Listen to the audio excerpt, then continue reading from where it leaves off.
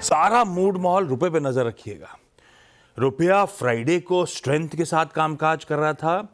In fact Friday को 8th straight trading session था जब रुपया मजबूती के साथ खड़ा हुआ था। 2.5 महीनों के हाईस पे आके खड़ा हुआ है। एक करेंसी है जो हमें थोड़ी सा भरोसा जगा रही है कि मामला 10 ईयर बॉन्ड यील्ड देखी आपने? 10 ईयर बॉन्ड यील्ड देखी? यूएस की कि हमारी हमारी कहां पे खड़ी है? Sharpest fall last week 6.62। मतलब आप सोचिए कि नवंबर 2023 के बाद सबसे लोवेस्ट लेवल पे 4 महीने में सबसे बड़े लॉसेस हुए हैं इस यील्ड में। खैर ये रखिए नजर, क्यूज बढ़िया है, मोमेंटम शायद कंटिन्यू करे। लेकिन फ्राइडे को क्या चर्चा हुई थी? फ्राइडे का निफ्टी स्क्रीन पे रखिएगा।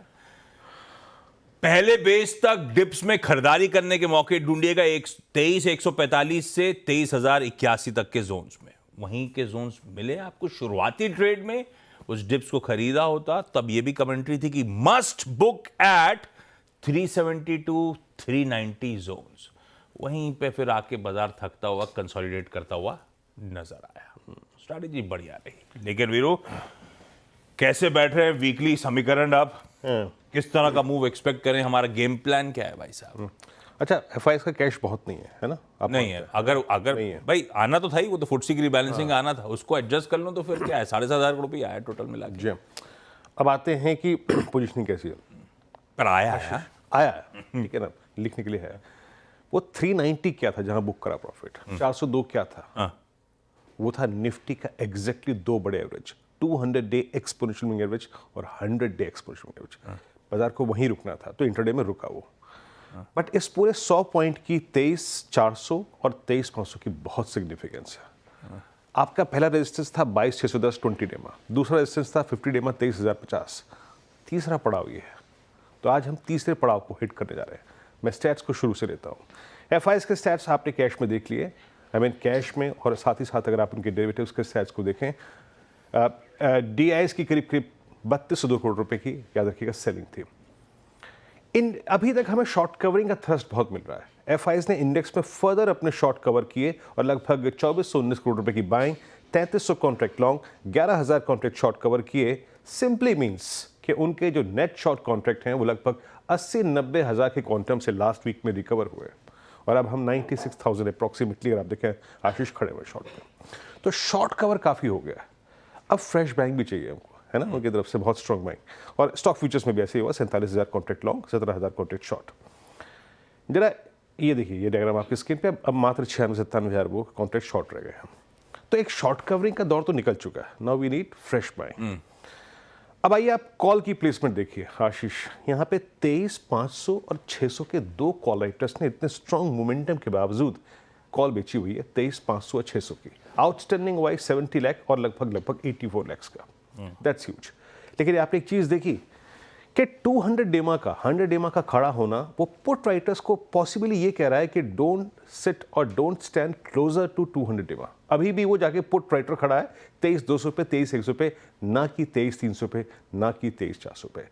पिरामिड्स लेके आइए, ये बात आपको क्लियरली नजर आएगी कि पुट राइटर ने अभी थोड़ा सा पीछे खड़ा होना ही कंफर्टेबल समझा है। ये देखिए, 2 वाइल्ड ब्लू कैंडल्स और 2 लाइट कैंडल्स। अप्रोच क्या रहेगी? लेके आइए लेवल्स।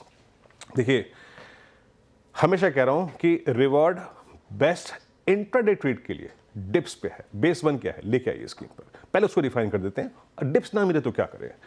बेस 1 है आपकी स्क्रीन पे 23,221, 275। ये डिप मिले डेफिनेटली बाय कीजिए। इवन मैं कह रहा हूं इसके ऊपर 30 पॉइंट, 23,300। ये नहीं मिलता तो ऊपर क्या? देखिए, ऊपर की ट्रेजेक्टरी है RS1। It's a difficult one, और वो क्या है समझ लीजिएगा। 23,409 और 23,442, that's exactly 200 and 100 day exponential moving average. ये क्रॉस हुआ तो एक स्विंग टुवर्ड्स 492 एंड 532 मिलेगा। निफ्टी का अगला चैनल फॉर फर्दर 200, 300, 400 पॉइंट्स ये तभी खुलेगा जब आप 532 के ऊपर सस्टेन कर जाएंगे, और in that case first tick will be towards 642। But याद रखिएगा, ये 442, 492, 532 सबसे टफ जोन है। Third toughest zone post 20, post 50 at 200 day में। अप्रोच ये रहेगी। अब आइए आप निफ्टी बैंक पे देखिए। निफ्टी बैंक पे एक बात मैं कहूँ, मैं निफ्टी बैंक बहुत चला। अभी तक पीएसयूज का कंट्रीब्यूशन बहुत नहीं है। जैसे कि मैं आशीष से डिस्कस भी कर रहा था कि बॉन्ड यील्ड्स में अगर आप देखें शार्प क्रैक है, तो ये पॉसिबली अगर आप देखें ट्रेजरी गेन्स को ट्रिगर करता है, तो ये अच्छा फैक्ट है बैंक निफ्टी के लिए। पुट राइटर्स 50,000 पे 50,200 पे हैं, इवन 50,500 पे विजिबल हैं, बट यहाँ पे कॉल राइटर थोड़े ज़्यादा हैं और 51,000 पे कॉल राइटिंग है। लेके आइए बेस वन। बेस्ट रेट क्या होगा? देखिए कोटक का बहुत स्ट्रॉन्ग ब्रेकआउट, आईसीआईसीआई बैंक का बहुत strong breakout, HDFC bank of the edge, ये है बेस वन। यहाँ तक का डिप मिले डेफिनेटली बाय करें, और डिप नहीं मिल रहा है तो ऊपर की तरफ देखिएगा RS1 है करीब करीब 50,732 के जोन में, 781 के जोन में। अगर ये क्रॉस हुआ तो Nifty bank will prepare itself for further upside towards 24, 238 और 390। और एक और चीज़, निफ्टी अगर 23,532 के ऊपर सेटल होता है, फिर आइएगा उस पर, तो आपके पोजिशनल स्टॉप लॉसेस, जो भी लोग पोजिशनली अपना ट्रेड कैरी करके आ रहे हैं, वो अप्रॉक्सीमेटली अपना जो वो है स्टॉप लॉस वो 23,200 के आसपास ले आइए। मैं तो यही हूँ, आपको फ़ोन कौन कर रहा है? नहीं, फोन नहीं है, कल के हिसाब से अलार्म था गुरुकुल के हिसाब से। ठीक है।